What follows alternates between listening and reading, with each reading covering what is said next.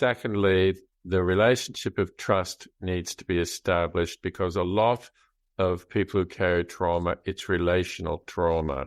So a lot of it happened in the home with people that we know. The people who are designated to love us and care for us might also be the people who make us feel unsafe. So they need to learn to feel safe with somebody, and you're in line. When people come into your door,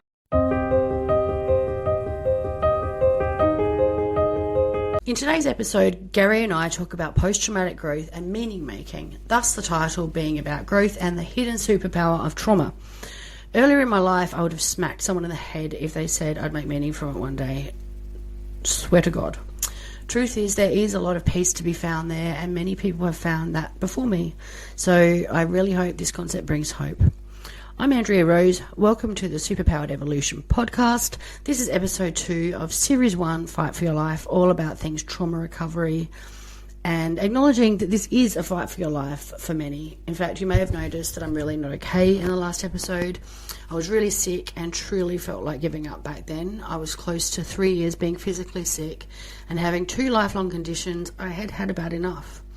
The linked video at the end, episode 0, shows how this project was born. I've been there, I'm not there now, and this very project was made as a bit of a map to recovery, and that recovery was mine. So I hope it helps you too, and I'll see you at the end for our wrap-up and to give you some actionable steps. Please post any questions along the way as you go, and remember to self-care, pause if you need to, grab a teddy, grab a blankie, grab a cup of tea, whatever you need to make your learning comfortable and like a little Waldorf child. See you at the end, and thank you for watching. So we're talking about, after last time, we had a chat about post-traumatic growth as a way of hope. So when we've had trauma and then we start to make meaning from it and move through it, that's the goal, that's the healing. And for a lot of people, making meaning is one major way of experiencing post-traumatic growth. And you like other ways? I mean, I feel like that's really the main one, meaning making, post-traumatic growth. So you talked last time about your superpower. Do you remember using that word? So you can talk about, we could talk about meaning making, or we could just talk about the reality of the life you've stepped into because of the condition of trauma that you carry, and eventually coming to appreciate. So your superpower, you described it as, I see a person over there and I know that they're in need, something like that. So that's as a sort of white Western male, the kind of stereotypical, I was going to say abuser, although I don't mean in terms of domestic violence or anything, although of course some people are implicated in that, but in terms of pillaging the earth, and what's lacking is, if we were to talk in archetypal forms, the typical male, you could say, embodies the warrior, and the other side of the warrior is what we could call the caregiver in archetypal language, but that's about compassion and empathy and understanding. And so I also, through life experience, although I was brought up as a typical male in many ways, life experience has softened me up. And I appreciate that. And I suspect that's probably the human quality that is going to, I don't mean to be too dramatic, but possibly save, the earth in terms of pillaging our ecosystems and killing the earth. You look puzzled. Yeah, I was wondering, are you linking that to the superpower of having been through stuff, so you're now softer, and that is going to help the earth as a superpower? Yes. Yes, I am. Because that superpower is the set on the sensitive side of things rather than on the pillaging side of things. So it's the masculine and feminine traits in their two extremes. And of course, we all need to find a balance in those things. I think ultimately we get what we need. Again, I think I used the word cold last time. I know that can be very hard and cold for people who are in the midst of a whole lot of crap, if I can use that word. I've used worse, I must say. I'm letting my dog in, but I can still hear you. She's feeding her dog? Letting him in because he's panting at the door. Even though we're recording on YouTube. So my point of bringing up meaning making and post-traumatic growth was just sort of to go, well, that's where we wrapped up. And in terms of making sense of it, what happened before post-traumatic growth is obviously trauma and recovery. Yes. And then how do we know that we've even got it? Because so many people are buzzing around the world not knowing. And yes, we were chatting before, and I shared about my teeth. I'm yes, tooth pulled in a year. Yeah. And in talking about how do we know if we have trauma, this is just one example. And I want to deep dive into that a bit. So can we take that example? Do you want me to tell you that story, or did I just cut you off? Sorry. I'm not sure what happened there, but that if we can just stick with that, the trauma of your teeth, like there's probably people out there, one way or another, metaphorically or literally rolling their eyes thinking, oh yeah, well, none of us like to have our teeth pulled out, but you're using the word trauma, and I know you use the word trauma advisedly. So when you go to the dentist and you're having an extraction, what else is happening for you then? Got to go to my inner sanctuary to save myself, or I'm going to kick some of them in the head. No, I'm joking. I'm not actually, like, having teeth pulled is traumatic. I'm actually saying the reason they're getting pulled is actually due to childhood trauma. So I've been grinding my teeth because I'm in a higher state of alert and higher state of vigilance and higher state of stress. And yes, I have a stressful business, but I literally have to do yoga all day, I feel like, and just breathe and be in the water or something to be chill enough to not grind my teeth. It's a lot of personal work. It's going to take healing, personal work, daily practices of journaling, breathing, and I do these things, and I'm working on doing better at them. Yeah. But the point is, stress. I wouldn't be losing my teeth, I'm quite sure, had I not been through trauma. Yes. Okay. So that is.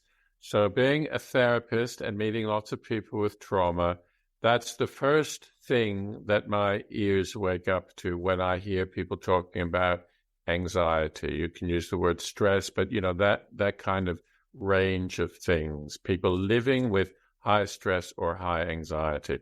That's one, what does it look like? You're living with stress or anxiety. Have you any people, as in your work, who do grind their teeth? Do you know? It's not one of the questions that I ask, actually, but I've been told that I grind my teeth. Dentists, I guess, know better than me. And I say, no, I don't. And they say, well, you must. So I must do it in my sleep then, right?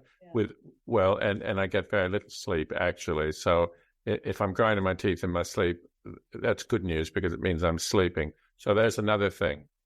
Lack of sleep. Generally speaking, sleep is not such an easy thing, and it's for the same reason. It's the buzz. It's the buzz of anxiety and the buzz of stress, and that buzz lives in our nervous system, and it's really, really hard to calm down ever, and sometimes right to the night. Would you agree with that? Yeah, and I've been doing a lot of work in this last month or so on bringing myself down a notch. So I actually I'm trying to start most days with a meditation, breath work, sitting in my sanctuary in my hanging egg chair. So I'm rocking. So that's helpful. Right. It slows down your nervous system, calms down your nervous system. Early to mid-afternoon every day I stop for no sleep, deep rest, which I think we talked about last time. And trying to do breath work at night, which that one's not working very well. But that's the kind of work that I'm putting in to try to down-regulate. And my comment about... Can I ask you? Sorry, our connection isn't perfect, actually. But can I ask you another question about the dentist? Because you've told me a story before. I don't remember if we talked about it in a recording last time, so people might have heard it. But you told me a story once about when you were young and you needed dental work, and the dentist and two parents held you down in a dentist chair. Yep. And so are you saying that just going to the dentist itself is probably triggering as well? That's not what I'm saying. No. What I'm saying is that was a part of your original trauma, a situation like that. Yeah. And it's not my place to talk about that, but an inordinate reaction, which we're calling a trigger, a trauma trigger. So you and dental chairs, it is a trauma trigger for you, is it not? Yeah, lying down. It takes a lot of work to go. Like, people say to me, oh, I hate the dentist, and they don't go. And I don't know how many people have had a similar experience to me, but I value my teeth a lot, so I go to the dentist.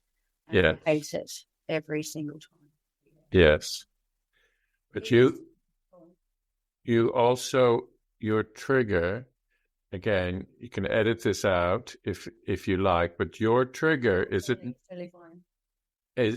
not, is the helplessness of being the patient in a dental chair. Is that a part of your trigger?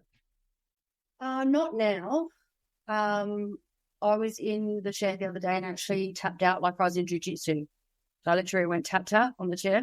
And So I don't feel helpless. And to be honest, things that trigger me are people in my mouth. I don't like, that's not fun. And the other thing, just what I'm saying, the biggest trigger that I think actually came from me being held down when I was little, it was actually surgery. So I was lying on a bed. And they had to take out 4 teeth. And because I was little, they knocked me out for it. And they came to me with a mask, and I entirely lost my shit. And the reason I got triggered then is a different story, because of having my face covered. So then what has happened subsequently, and I haven't had a surgery in the last couple of years, so I don't know if it's resolved at all.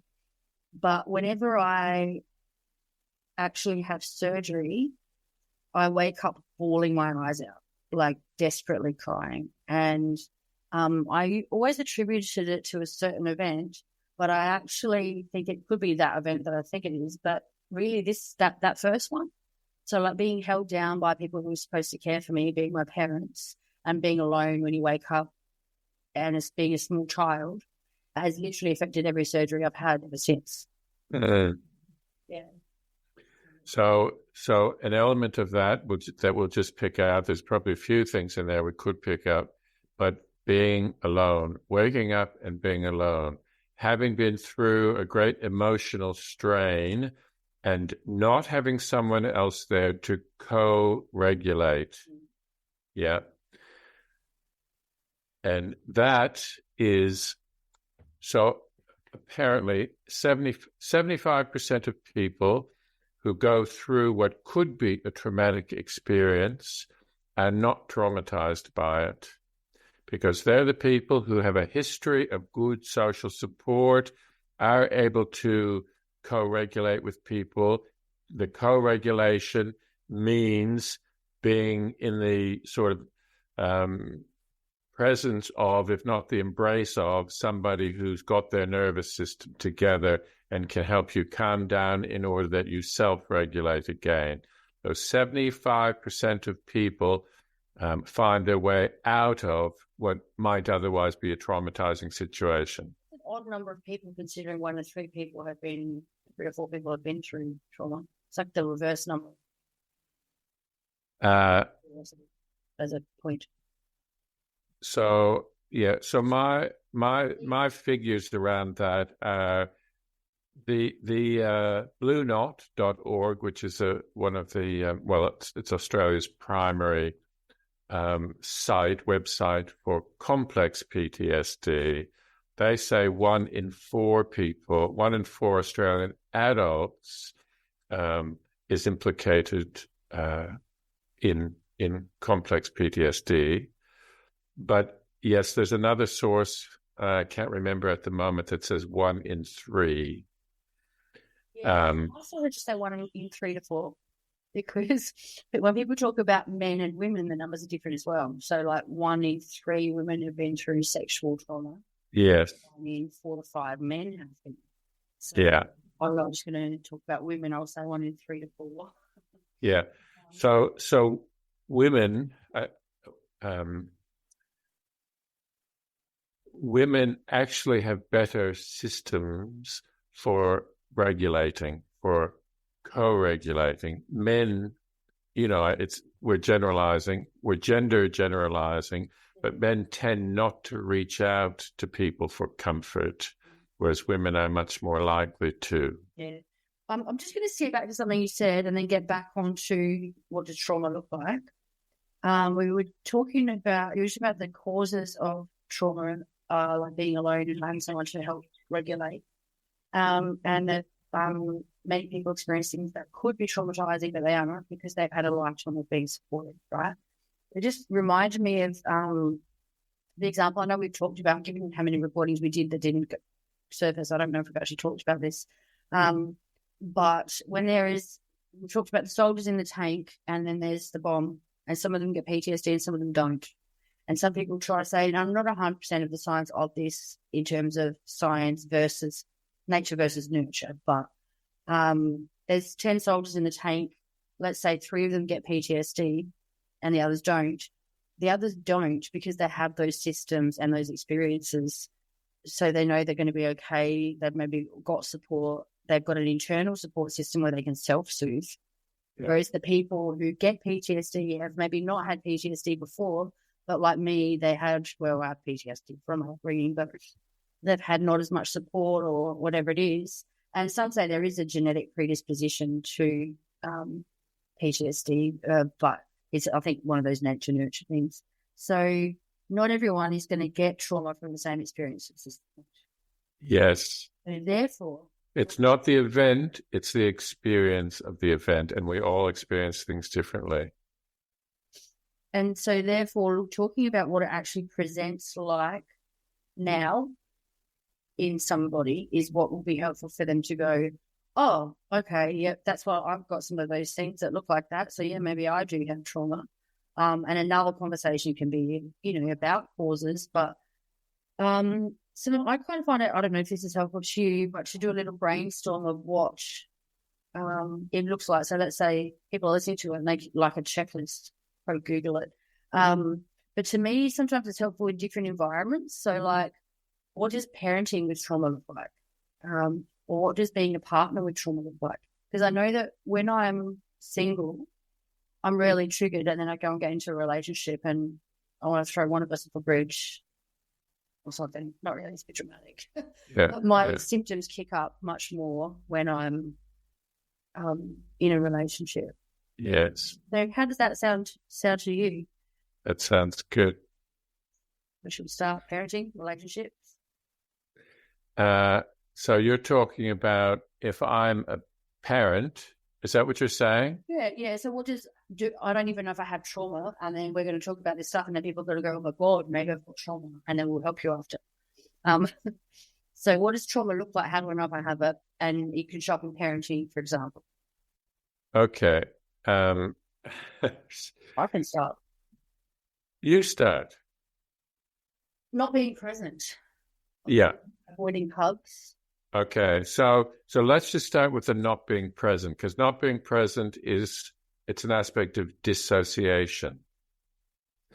So dissociation has lots of other manifestations, and that's one of them. So literally what it means is being a little bit out of your body, or sometimes a lot out of your body. So the extreme of dissociation is what we used to call multiple personalities, and it's now called something. Identity disorder. What was the first word? Dissociative identity disorder. DID. Yes, Yes, thank you very much. I should know these things should roll off my tongue. Yeah. So that's an aspect of dissociation. And there's a few. There's kind of a spectrum of things, but so it can be vagueness, it can be forgetting things, it can be vagueness. Yeah. Fancy word like vagus nerve. Yeah, there is a vagus nerve which is quite central actually to the nerve. Yeah. Vagueness. Yeah. What's the next one? Distraction. Getting distracted. Yes. So I'll do it after this. So you're staying disconnected and keeping at arm's length. So I like to think of, did I mention the window of tolerance last time? You did. Okay, so if we're a person with trauma and we get triggered, so the traditional, we've added fawning to it, but let's just say that I think it's easier to understand the fight, flight, freeze because people think in those terms. If we get triggered, those are the three primary responses, let's say. The fight and flight, those are active responses, even though flight is getting the hell out of there. They are active responses, and we go into hyper-arousal. So if the window of tolerance is here, let's diagrammatically say hyper-arousal is above that, the fight-flight responses, and hypo-arousal is below it. And that's the freeze response. And dissociation, that's what dissociation looks like. It's the freeze response. So there are people who can't necessarily muster passion or enthusiasm or interest. They feel stuck. That range of behaviors. Are you looking at the... I am.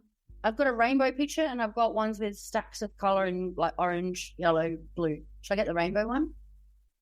You can get whichever you like. I have that out here in front of me too. So this is the list. You'll be able to see it and then we'll be able to talk about it quickly. You're going to put it up on the screen. Yeah, okay.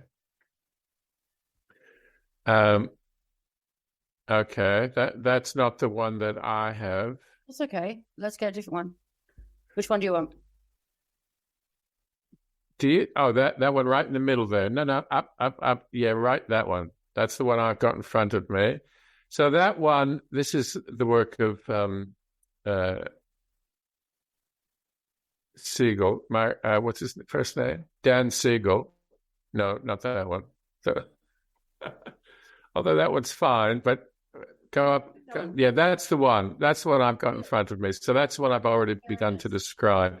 So when we're in that middle zone, we tend to think comfort zone is a bad thing now, but let's just say it's a good thing, right? Because we're comfortable. We're chilling. We're in our groove. We can do anything. Things come our way. We can respond to them accordingly. We're motivated to do things. We're mobile. We're not rocked by things. We're regulated. See that word? There it is again. Emotionally regulated. And if we don't, if things are okay, we can self-soothe. Every day, one thing or another might disturb us, but if we're in our window of tolerance, we can deal with that sort of stuff. Yep. If we get triggered, and on the right hand, no, the left hand, the green box, I've got it in front of. I can't read that screen, but I can read what I've got in front of me. The causes that take us out of our window of tolerance, it's the fear of unconscious thought and bodily feeling, losing control, feeling unsafe. I do not exist. Feeling unsafe is the core of trauma, of course, because we felt extremely unsafe at some point, either through a single event or over a prolonged period of time. That's the cause of trauma. And when it's over a prolonged period of time, that will usually result in, that's what we call complex trauma. If indeed we are traumatized by that, it's complex trauma. So when someone is trying to figure out, like, let's say someone becomes curious about, there's actually a possibility I have got trauma, would a list like this help them sort of figure out, I actually do those things. So like I am not present, I shut down, I forget things, disconnected. I think so. So then they can go, okay. So even in parenting, you can actually fear your children not liking you or loving you anymore, for example. Yes. It's actually quite hard as a single parent when he was having access with his dad. And he was younger, a long time ago. Me and Johnny are very close. I would always fear that if I held boundaries, he would go, oh, well, I'm going to go to my dad. Right. And so I still held boundaries. I remember having to sort of get through it and going, I actually just have to do this anyway. Right. That's that. I just have to deal with it because I can't live in a world with no boundaries with a growing teenage boy. Yeah. And he stayed with me anyway. It says that. Yeah. So can you, out of that, so if I were to keep reading in that green box on the left, they talk about our core fear or core traumatizing event. And that, to me, what you just described is around rejection. Do you identify that as your core fear, would you say? I had yes, like, in a way. I think when I get to the root of it, it's actually possibly being alone. So, like, I moved house almost every year growing up. And so I lost people over and over again. They didn't reject me.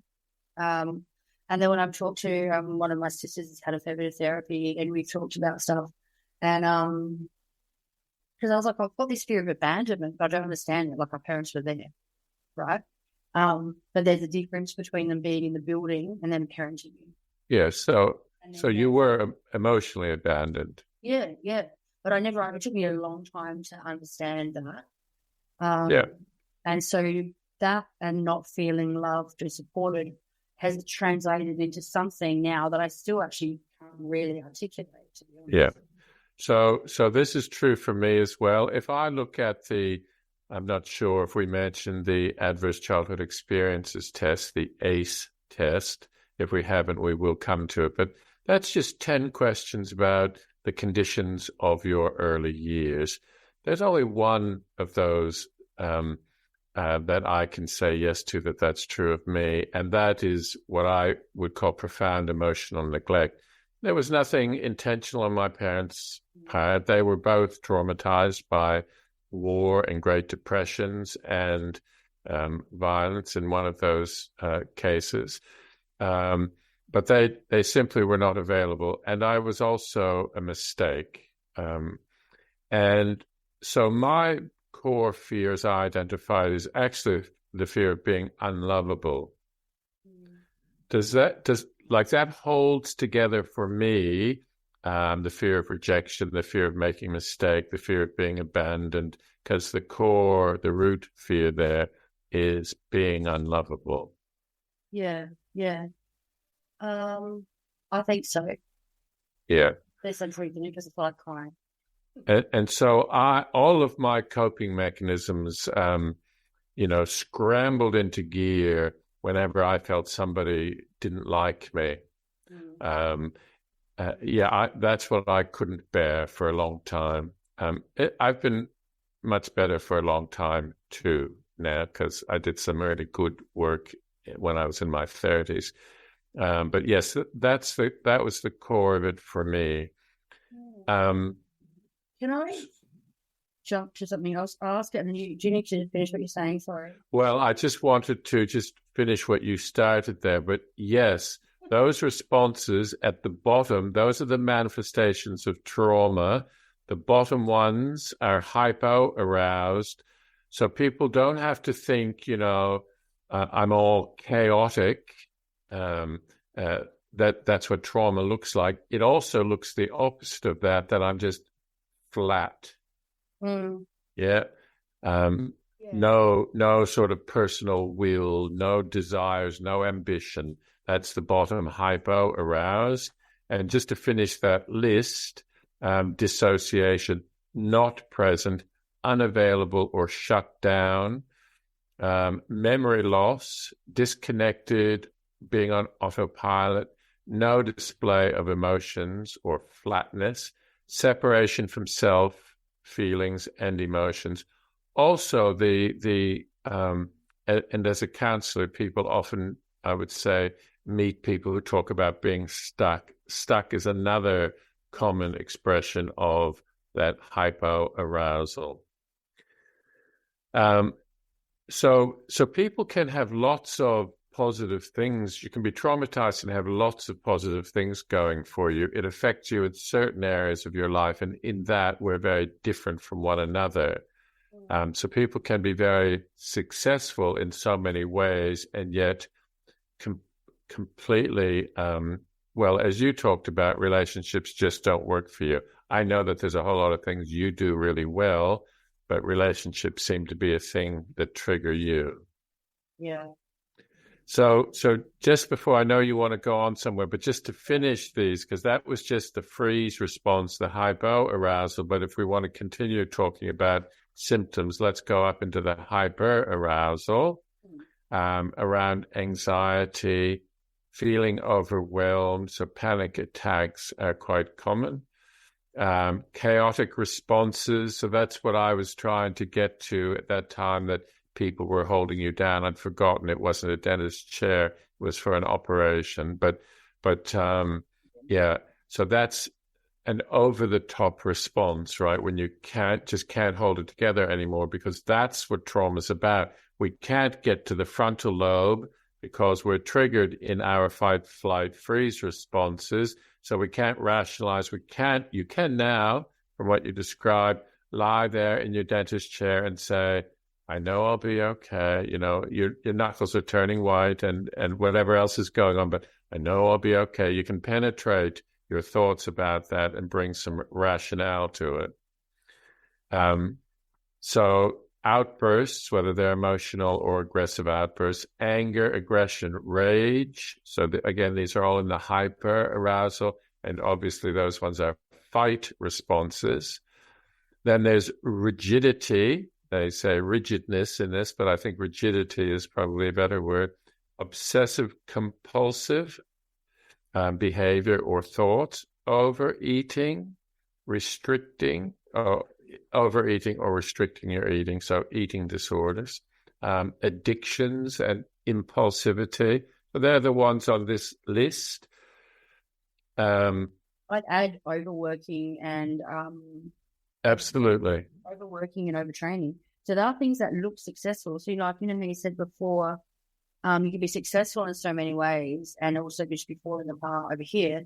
That's, to me, in my experience as I was getting older and learning more about it all, is part of masking and part of trying to cope and still hiding your feelings and not being connected. Yeah. Overworking, and I'm not the first person to say it, I know, but overworking. And I didn't even know that, I've known for years now, but at the time, I'd already had an experience of bulimia, like the traditional style, in my early 20s.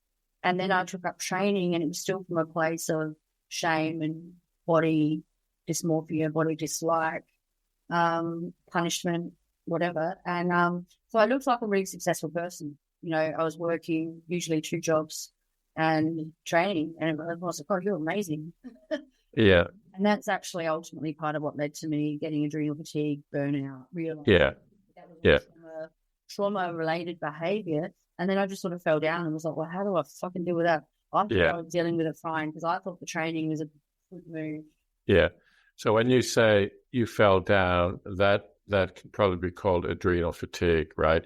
You can go, and boom. Yeah. So another way to look at that, which I find very helpful, is that we can be in the past or we can be in the future, but we can't be in the present. As in? Well, so the work in internal family systems, which I think we'll come to, those are the parts of us that would be called the managers. I've got a life to live, you know, you're driven into the future, you're busy, you're getting things in order, taking care of business. It's all future oriented though. Or the other manifestation are what they're called the firefighters, and they're hosing down the shit that's creeping up on us from our past. And so those tend to be our two responses. What we don't want to do is sit in the quiet of the present moment, because that's where all the struggles are. The more we sink into the quiet inner space, we get reactive. So those are other manifestations, the continual need to distract ourselves.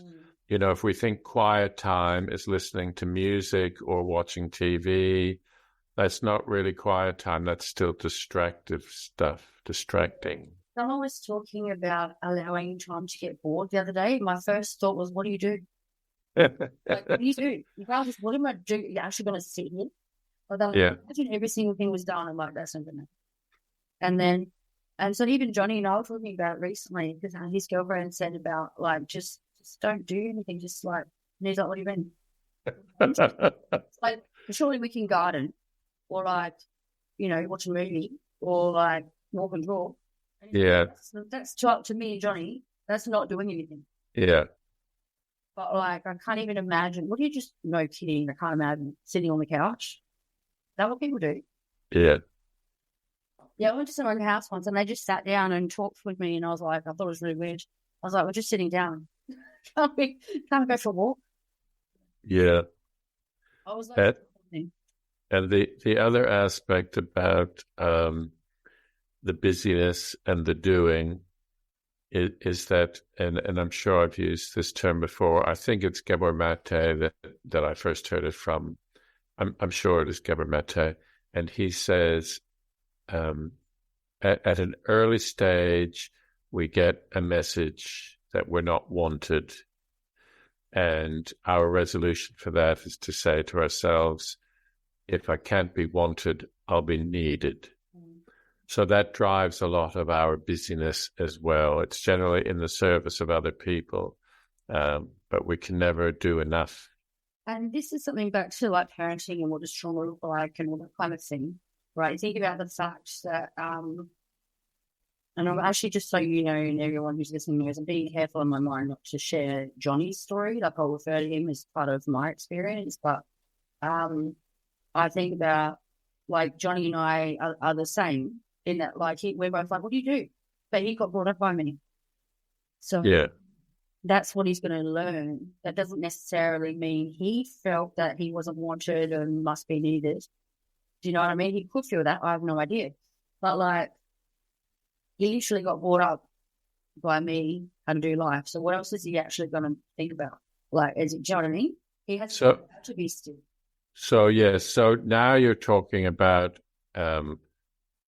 nurture, or, you know, that this is the world that he saw. This is the world I modeled for him. Another way to think about that is, you know, what I said earlier about co-regulation leading to self-regulation. If you're traumatized yourself and living in your nervous system and find it very difficult to self-regulate, then your children are not going to co-regulate with you very effectively, because that's what they need. And again, I realize when I say that, you know, there's a lot of people out there that might beat themselves up because they don't, you know, they recognize, yes, I have trauma, I'm not comfortable, I can't stabilize very well, and I'm raising children, and isn't that terrible? I don't think like that. I think that all that's asked of us is to do the best we can do. And I'm also a believer in destiny, if I can use that word, that we all come here for a reason, and we come into the environments we come into for a reason. And it is, and again, it's not very clear until you get to the point where we started today in talking about post-traumatic growth, of recognizing, Jesus, you know, I would never have been this deep, I would never have lived such a deep and meaningful life if this hadn't happened to me. if you get to that point, you can say, I get it now. All of that stuff was in the greater service of my development. And I know that it's hard during that journey. Philosophically, I think it makes it easier if you have that mindset. Whatever the reason is for this, I know there's something in it for me. That mindset, that philosophy, that's always helped me get through. My inner philosopher is strong. Overall, like, for many years, I would make sure that I learned a lesson each day. What did I learn from today? And there's been a couple of experiences I've had that are just so shit, so fucked up. And I remember at the time thinking, I can't even see what the point of this is, right? And some of them I still, no, I've got more light and grace now. Like, but often I can, but there's sometimes I'm just like, but it is always the thing that actually helps me get through the day, is when I've learned something. Yeah. I was going to say something back to the child is like me thing where I just made it that. I remember with Johnny, I was very diligent, and there was lots of parenting things that I learned in books and stuff that I did my best to do differently. And there's definitely things that, I didn't do great. But like deliberately learn, like working to communicate together, which is something that I wasn't taught as a child. And I guess I say this because, like, if, like you said, you do the best you can. So the point of this kind of thing that we're doing here is to go, okay, do we have it? And then what do we do about it now, moving forward? So, like, let's say you're parenting and then you realize, oh, my God, I actually do have some trauma symptoms and I haven't been connecting and I have been doing this. And, oh, no, like, we don't want people to beat themselves up, as you said. But the thing then is, what do I do next? And even on this slide here, we've still got the slide up, which we'll have to make sure we credit them. And we will do more of this stuff in talking as well. But even this website here has got things to decrease being stressed, decrease arousal, So there actually is things. I might just leave that there for this moment of the chat. Yeah. If you notice that, I am doing that, then like I said at the start of the video, there's actually practices that you can weave into. Yes. To bring yourself down a notch so that you actually can connect better. And there's things you can do to get help for sure. So can I just say about that list, there's probably people watching this who are looking at that list and saying, really? Drinking from a straw? That'll help you with trauma? But I think that when we learn to think of it in the right way, and what I'm talking about with these indications here, we need to understand that trauma actually lives in our body, right? It's more of a physiological disorder than a psychological disorder. Unfortunately, sometimes there's a whole lot of things that go with it, like shame and guilt, and that becomes a psychological thing that we're going to need to work through. But the trauma lives in our bodily system. Not only in the nervous system, like I've been talking about, but also in our muscles and tendons. And so if you've ever been for a massage, for example, and, the masseuse is working on a part of you and you burst into tears or something, that's what I'm talking about. And a lot of people who do massage see very clearly, trauma release when they're doing it. And a lot of them will then do some extra training in trauma so they understand better what they're doing. But back to this system, those things, this list of things are things that bring us into our body. Bodily awareness is very important in trauma work. It's called a bottom-up approach. Either starting with the body or starting with the emotions are both, they're just various degrees of a bottom-down approach. As opposed to a cognitive behavior approach, try to change your thinking. But the thing about trauma is that we don't get access, or at least not first call, to our thinking brain. The response comes right from our primal brain, and it's a fight, flight, or freeze response. So you're saying about when the thing happens. Yeah, the trigger. Something that like the original trauma. Oh. So when the original trauma happens, we're in our body, in fight or flight, and we're not up here in our head. We're not thinking about it. We're actually in our body, and therefore it's stored in our body. And so then when we need to process it, once we identify it, we need to kind of get it out of our body. Yeah. And so sometimes, again, back to those 75% of people for whom that just works naturally. I remember reading at some point that we might have said this last time. I hate repeating myself, but I'm often I talk about trauma so much because I also teach it. I just forget where I say things, so I'm always at risk of repeating myself. But how after if you feel threatened, even if you're not, say, in a physical fight, but you see, the visceral, carnal experience of two men beating the pulp out of each other in front of your face. So trauma can be other people's experiences that we feel very strongly.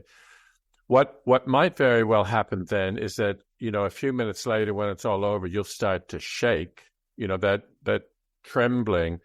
That is actually the body working out, shaking the trauma out of the nervous system. So that's a good sign, actually, that it's not lodging in there.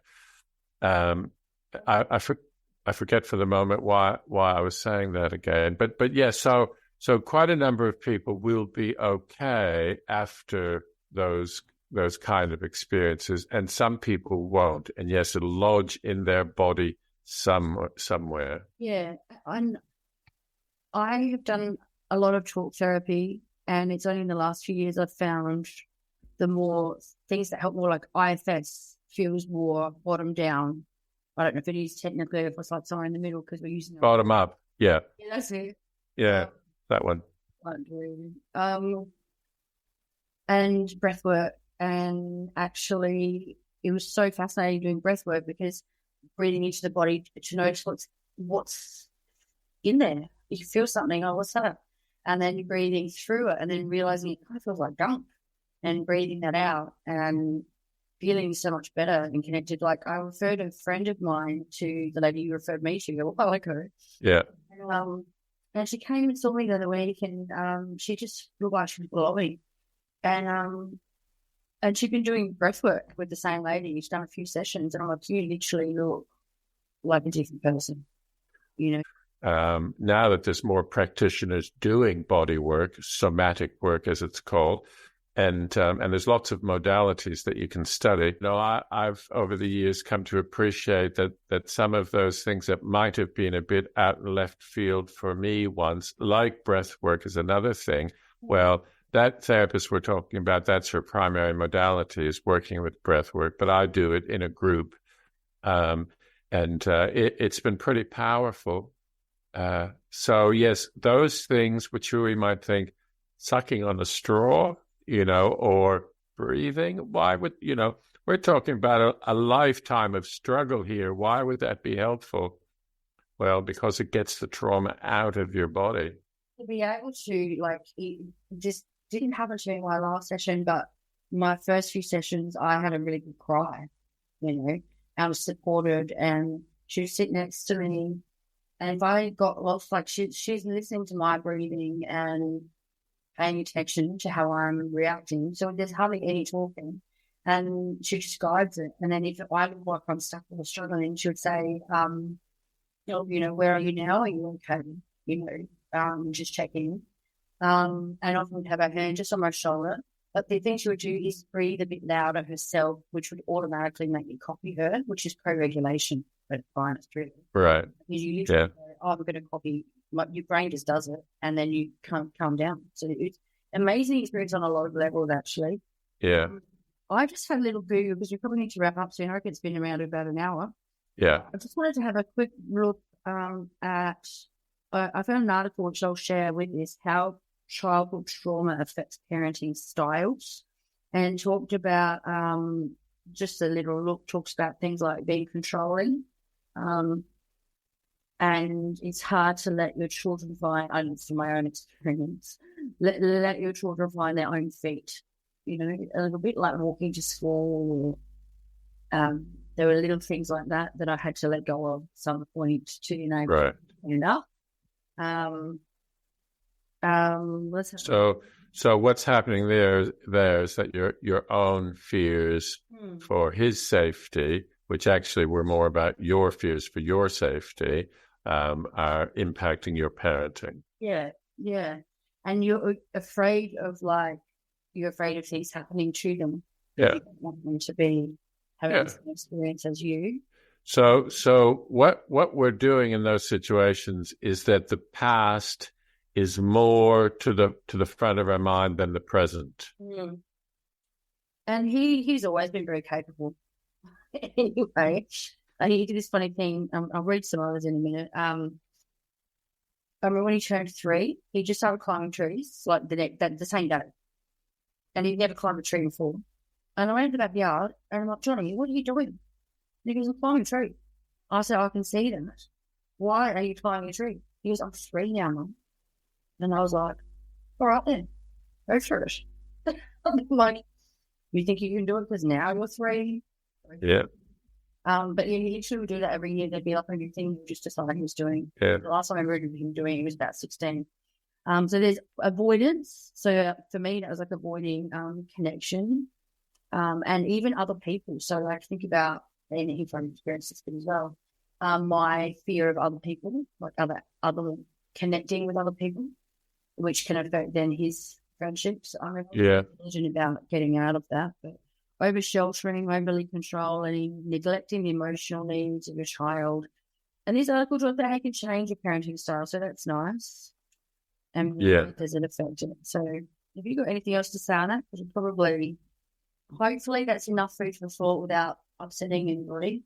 Yeah, that's another one of those things that could be posted, I suppose, that list of things that are kind of interference. And because everybody wants to parent the best way that they can, it's just some voices are very loud in our ear and we can't filter them out. And our children's safety. In fact, I remember we're in Australia.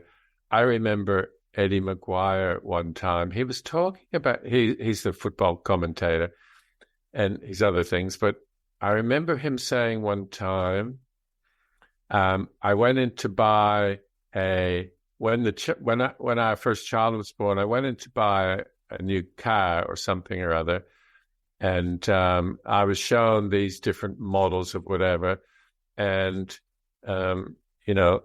anyway, the sales pitch was such that if you're having children, then this is the one you want because that's the safest car, right? So and he said, of course, that's the first thing on our mind is our children's safety. Yep, that's the car I bought. And because it plays on our fears that maybe our children won't be safe. And if we're traumatized, if it's more about emotions, then we also worry about them being emotionally unsafe. Don't go visit that person because somebody in that house is a shrew or whatever, What's that? So you said use the word shrew. I said, yeah. When I said you put shot. Shakespeare used it. I can. My first husband used to call him shrew. Oh, what would you like to have called him? An ogre. A what? An ogre. Yeah. Anyway, I might just have a little think before we stop about is there anything else? Because I just don't want anyone to leave upset. Like they recognise that there's these things I'm doing. Yeah. And the article will have some directions. In any comments, we'll make sure that there's a way to email or connect, just so we can refer you somewhere. We're not offering a service at the moment. Yeah. I think one of the things you're probably better at this than me, but I think breathing is a first stop. If you're not okay, if you find, we all know when we're starting, our heart's beating faster and we're starting to panic a little bit and feeling anxious, whatever it is, that can get carried away. And breathing is a great first stop intervention. And, we'll talk about the vagus nerve at some point, but when we talk about breathing to soothe the vagus nerve or the polyvagal nerve. Apparently, the best way to do that. So this is all. Everything we're saying here is actually confirmed through neuroscience. And this is another one of those things that they're not just weird things anymore or old wives' tales, but, the count of 4, breathe into the count of 4, hold it for 1, breathe out as a sigh to the count of 4. Just let it go. So we have to hold. So 1, 2, 3, 4 in, hold, 1, 2, 3, 4 out. Okay. Yes, 1, 2, 3, 4 to the count of 4, but not in the same controlled fashion. Just sigh it out. There's one I learned recently, and I won't give any more. There's so many little tips and tricks, but sip, sip, sigh, they call it. So you go, apparently that really helps too. I don't know. But the other thing to know with breathing is to breathe into your belly. So I said last time I'd make a meditation, and I've already made a bunch of them. So I need to find one, or I'll make one. We're learning to breathe into your belly. So most people shallow breathe here. So if you put your hand here and your hand on your belly and just breathe and just pay attention, you might see the top hand is moving more than the bottom hand. And if the top hand is moving more, it means you're shallow breathing, which means you're more likely to get upset more easily, go into fight or flight more easily. So you want to send your breath into your belly and imagine it like a big pear, and you're going to go and fill up the belly so that it comes out. So when you inhale, the belly comes out, not in, which a lot of women have actually taught themselves to do the other way. And you hold for a second and let it go. But just teaching yourself to deep belly breathe. And if you notice that you are shallow breathing, it's actually a good idea to do that practice, say, 10 times. Yes. First psychologist, well, my main one, I'll spend a lot of time, has got me to do it 10 times, 3 times, which means 30 times. But it's easy not to count to 30. Otherwise, there is or something.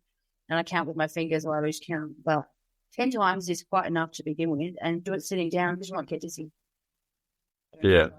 Because if you haven't been deep breathing, it makes you go a bit funny in the head. Yeah. That's the end. So there's some practices to help you calm down. Make sure you email or comment any questions. I will be posting this time. Yeah. And the last one first. And the other thing, I guess, if people do get, so there's always a warning when I'm teaching trauma classes, there's always a warning that because, as Andrea started out by saying, so many of us may be carrying trauma that we don't know about, and we may get triggered. And so if you find yourself getting triggered, the best, I think, repository of therapists in Australia, well, actually, it's a global thing, is psychology.com, psychologytoday.com. So www.psychologytoday.com. And if you go on there, just type in your neighborhood, like lots of people do Zoom now, but I think there's still a role for face-to-face therapy, particularly for trauma, because the relationship is very important in working with trauma. But you'll type in your postcode, and the therapist within CUI of you will show up, and the profiles are very, elaborate. On the right-hand column, there's the modalities that people work with. So if people are trauma-informed, you'll see that written there. If they work with IFS, for example, you'll see that there. So, don't randomly just go to a therapist because they're a therapist, because there's so many different models of therapy these days. You want somebody who's trauma-informed for trauma. And I just made a note to do a podcast on choosing a therapist. Right. Because I something to say about that. Of course, I do. But totally agree with everything you've said. But actually giving yourself permission to meet someone and then decide they're not for you is really important. Yeah. And some people get frustrated. I hear some people's story, they're like, I met one and then this happened, so I'm never going back. And it's been 5 years. And Yeah. You interview them, you're paying them, the government's paying them, someone's paying them, you know. And like I had three for a little while there for different things. And he was a psychologist. And if I saw him in the shops and you could see that he saw me as periphery, he wouldn't even acknowledge me with a little nod. He literally wouldn't even do that. He would just look away and pretend it didn't exist. Whereas I don't really think that's okay. Like, I think a tiny acknowledgement that is not invasive. So as a youth worker, I was taught that we should never approach young people out in the world. If they want to approach us and we're cool with that, we can do that. And you might do the little acknowledgement. Yeah. But you literally don't want someone going to that person and then putting them in shame because they have a worker or whatever. And so he didn't even acknowledge me, and he doesn't follow up things. So like if I email about something or I'm worried in between sessions, whereas the other people that are more trauma informed and show that they're trauma informed actually do reply and they do check back in and they will acknowledge your existence. And that's not crossing any boundaries. It's respecting the fact that that person's a goddamn human. So, So that, the way you opened that little riff was by saying, I think it's quite good if you can meet a therapist and decide they're not for you and then find another. And one of the principles, another of the principles that therapists learn in working with people. So first of all, the client needs to feel safe. Secondly, the relationship of trust needs to be established, because a lot of people who carry trauma, it's relational trauma. So a lot of it happened in the home with people that we know. The people who are designated to love us and care for us might also be the people who make us feel unsafe. So they need to learn to feel safe with somebody, and you're in line. When people come into your door, you're the one that's the one. And the next thing is choice, which is to what you said there, that because trauma is often something that was done to people that they've had no choice about, that working with people with trauma needs to be totally transparent. They need to be informed about what it looks like, what's happening, the psychoeducation it's called, and they need to be complicit in making choices, because choice is fundamental to them reclaiming their lives. That's actually great explanation of that. And it really helps me realize, I know we talked a little while ago about business coaching and things like that, and actually talking about that in this sort of stuff as well, because of how many people aren't trauma informed, and there's so many of us that have been through trauma. Let's just stand around at people. I get really, really triggered when I don't have the information I need to make choices. I literally will give up. I have actually gotten really upset. Right. Very terse emails, spoken very, because I'm so, a choice has been taken away from me. I haven't been informed. I feel like I've been manipulated, lied to, betrayed, because I bought something and it turned into something else and no one talked to me about it, for example. And that's fair, honestly. I literally just paid up front for this thing, and then a month later it totally changed. And then they lied and said they did consult widely, and then anyone I spoke to hadn't been talked about it. But anyway, for them, I'm not staying. But I was really triggered by that. But to know that specifically is what it is the lack of choice and the lack of information. Really, really upsets me. Well, we should probably wrap it up. That was great.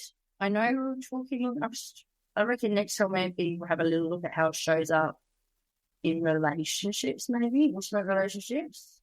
Yeah, you're good at that. I remember you going on a riff one day about that as well.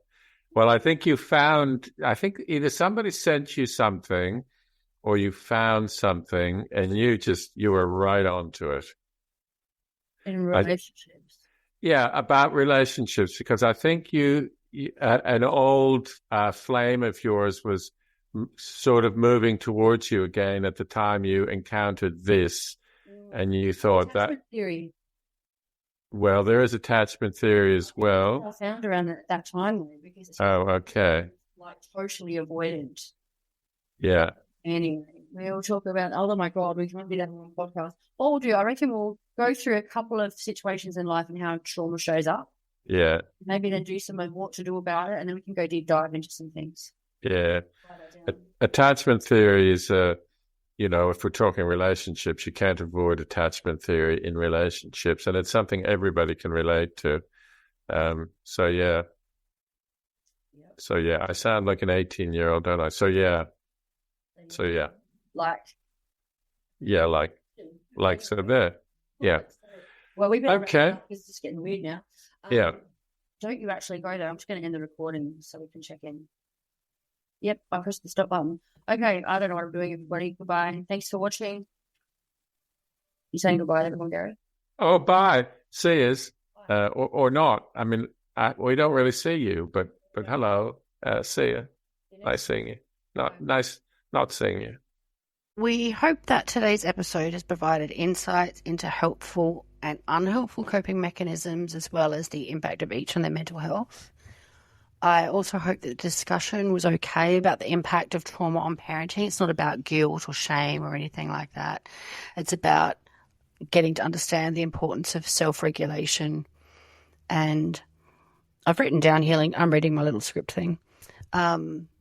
I'm starting to feel like healing is a bit of a big word with an end game that we assume, but we might like to think about it as recovery, repair, restoration, living life more fully. But it's important that we learn to self-regulate and start to stop the cycle so that our children can live better, and hopefully we live better lives than our parents. We can probably admit that we probably have been. The best thing we can do is our best. And to me, that includes working on our recovery. It's not about, oh, well, this happened to me, so now I'm an a-hole. I shared some of my own experiences, including the challenges of parenting around being present. There were certainly periods where I struggled with that. And yes, our past experiences do affect us and our current behaviour, but if we can implement those self-care practices as a parent and for oneself, our relationships with our children are going to be a lot healthier, and so it will continue, is the aim of the game. The last takeaway I want to recap, and it links to one of our giveaways this week, which I hope is okay. I just made it from the podcast. We really want to support people to understand the need for safe therapeutic relationships and what that looks like, the power of choice in that process, meaning your therapist needs to feel safe and do their job. I've come across people who seem to spend a lot of time in therapy analysing other people, and really one of the things I've learned in my life, she goes off script. One of the things I've learned in my life is I am what I go to therapy for. Why do I let something happen? Why do I communicate in a way that I'm not proud of? How can I communicate better? How can I understand why I stay in an unhealthy situation? It's not about going, oh, what's their problem? What's their problem? What's their problem? I spent way too much time in my life doing that. So I'm going to double check that checklist before I upload it to make sure it reflects some of those concepts as well, but it's drawn from the podcast. And one of the core messages I like to share with anyone who will listen is therapy and that sort of work is so important. So don't give up too soon.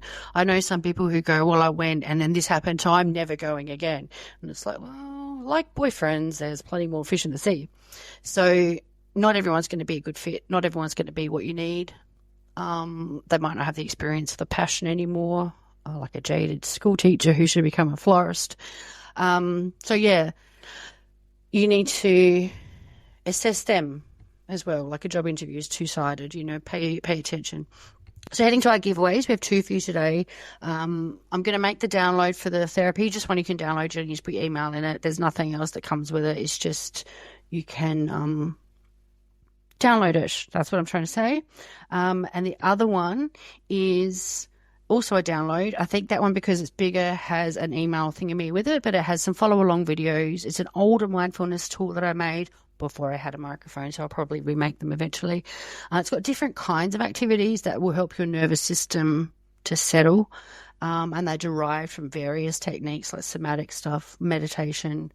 And the thing is, like, I've met a lot of neurodiverse folk, and I'm also neurodiverse. I've got ADHD.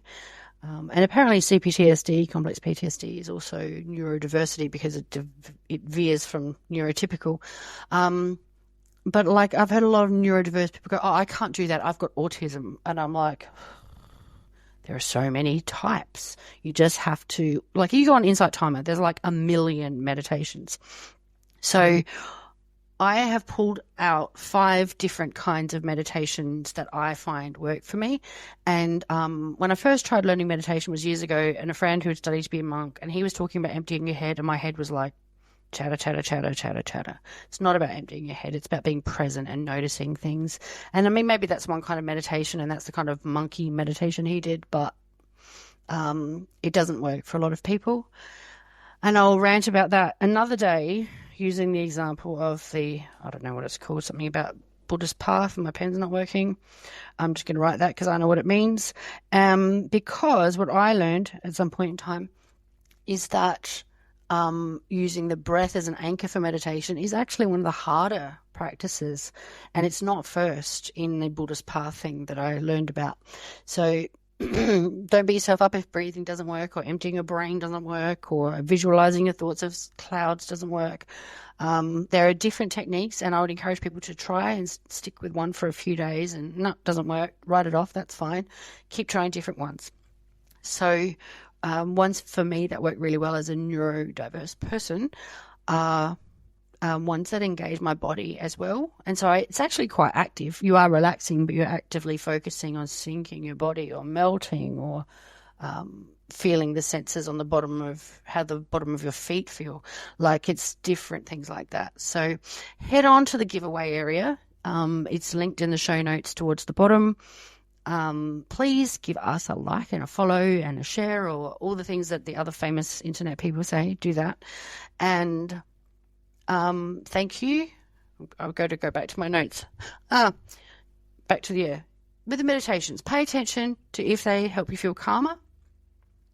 Find the 1 or 2 or 3 that really work for you, and then practice them often, and get back to me about how it goes, because it's fascinating. And after, there was a certain kind that I did, it's one of the ones we actually already uploaded on Spotify, etc. After like 2 weeks of this meditation, I felt like a different person. I felt really anchored in my true self. So it can be a really powerful thing to do. That's the end. Thank you for your interest in trauma recovery. May it support you and those around you. The ripple effect of healing is super powerful and can change the world, creating a superpowered evolution. Have a great day. Thank you for watching.